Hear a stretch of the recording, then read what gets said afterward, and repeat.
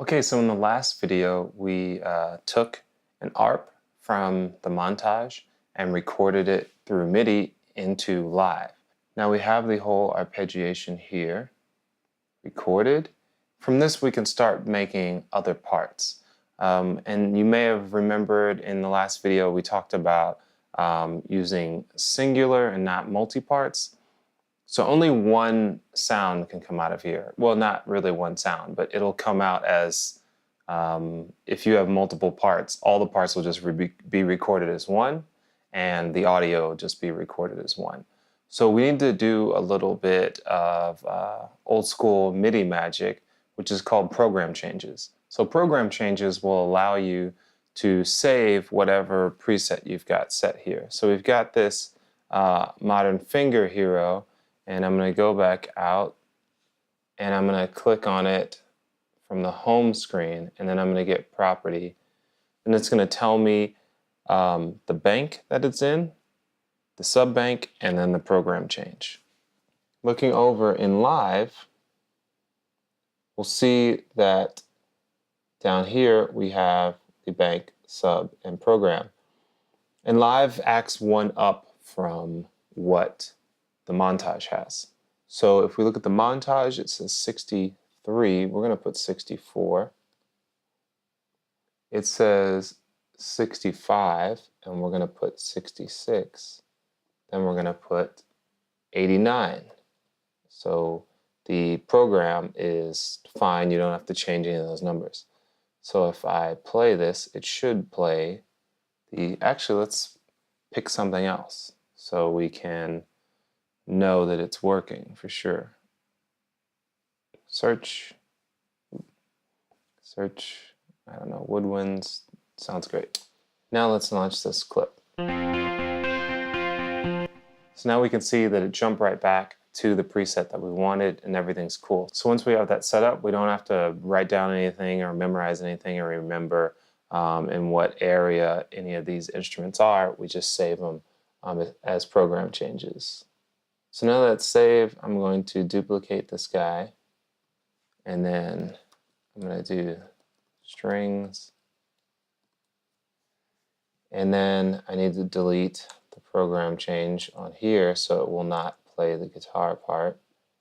And what I'm going to do is try and find some strings here.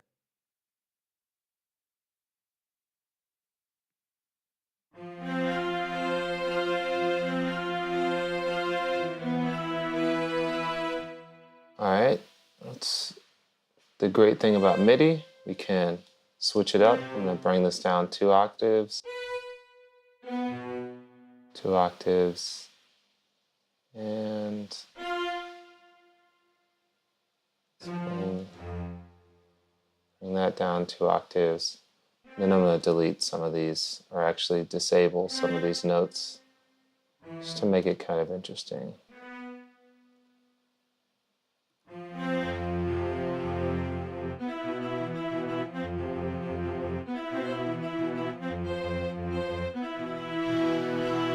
Cool.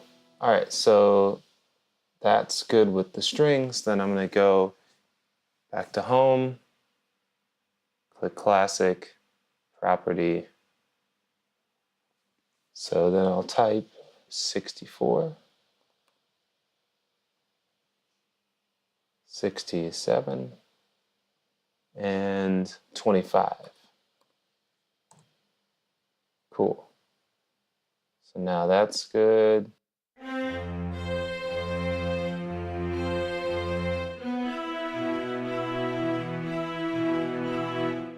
I'm going to do one more thing. I'm going to copy this guy and paste him down here.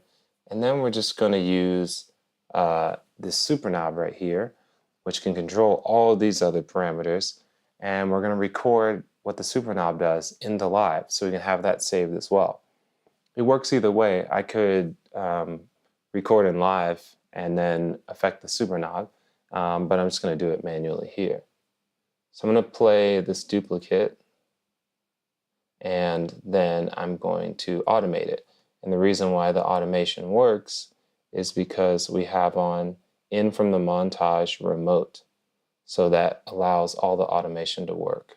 All right, so I'm going to play this. I'm going to make sure that my automation arm is on, and I'm going to say overdub, and I'm going to overdub in automation.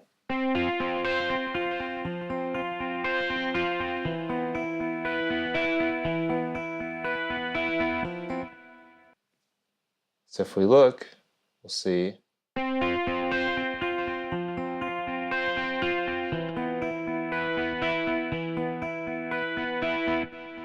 And I can edit this and it'll still change the super knob like I was saying. I can do it both ways.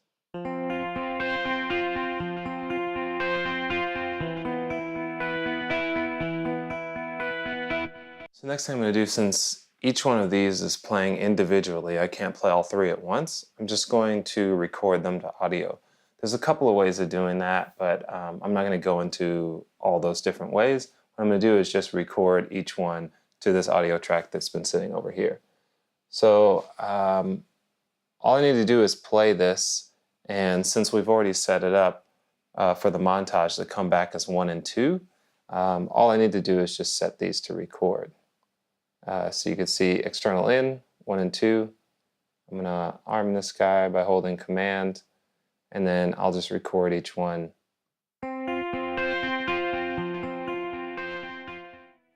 So we see that the super knob there gives it some nice movement. There's a dropout at the beginning because I think we're coming in too fast for the montage. But let's see, let's go with a 4-bar loop here. I recorded it twice, so it's cool. I can just come right in. So I'm going to go and turn the original MIDI off.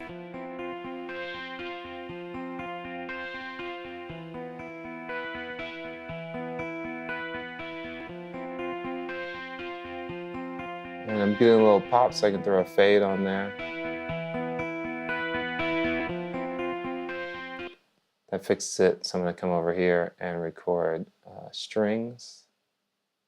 Real quick, I'm going to go into preferences and just have this record, start recording on scene launch. So I can just click one button and it will do everything for me.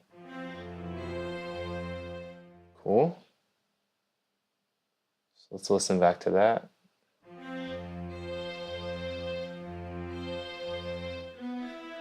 Just in case, let's just throw a fade on there anyway, so there's no pops or anything.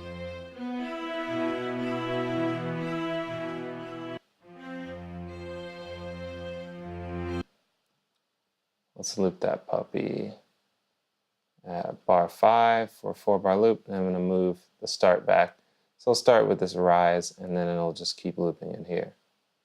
Then we'll go here, and we'll record this first guitar that has no automation.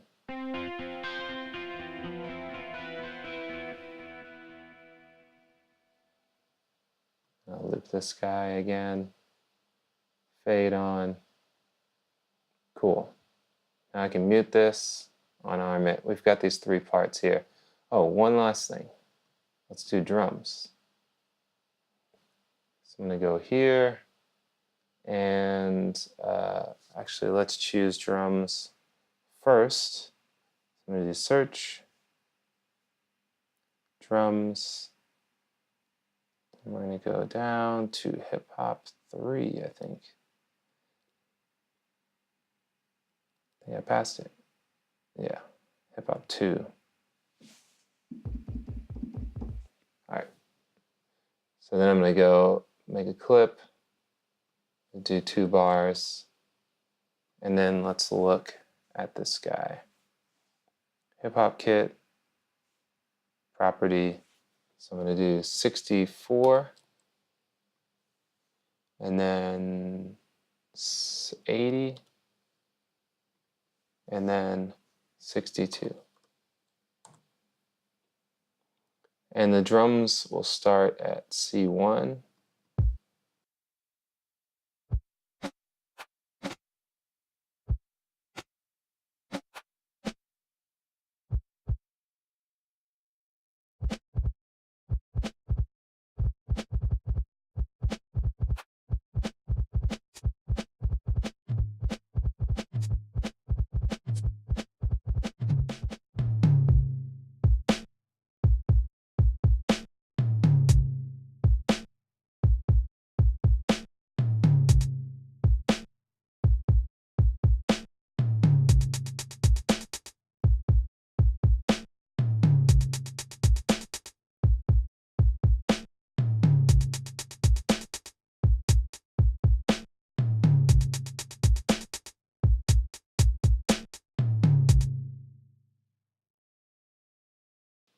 Let's rename these GTR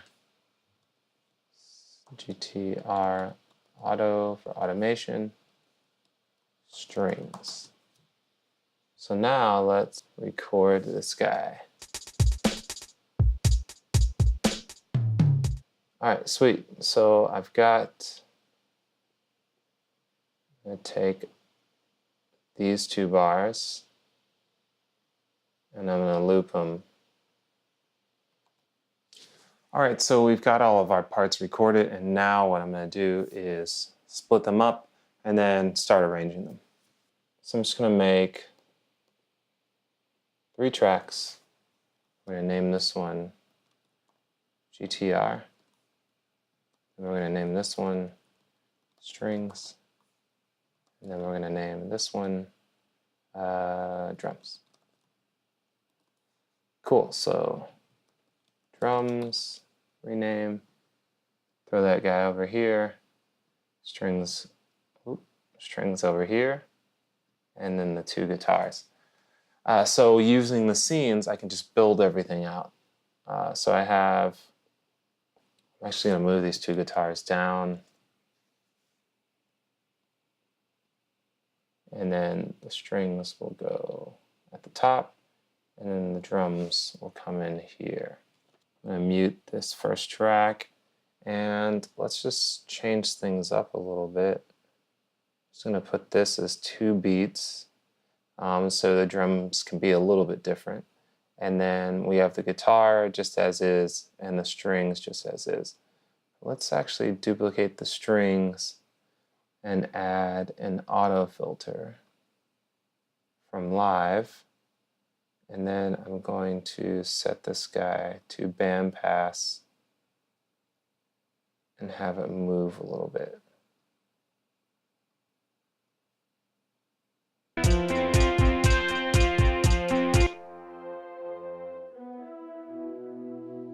Cool, so we just added an effect to it. You could do that even on MIDI as well, MIDI tracks, audio tracks. And so now I just have like a general basic idea to start with, and then you can build it on from there. So now what I'm going to do is hit stop twice, I'm going to press record, and I'm just going to record this as an arrangement.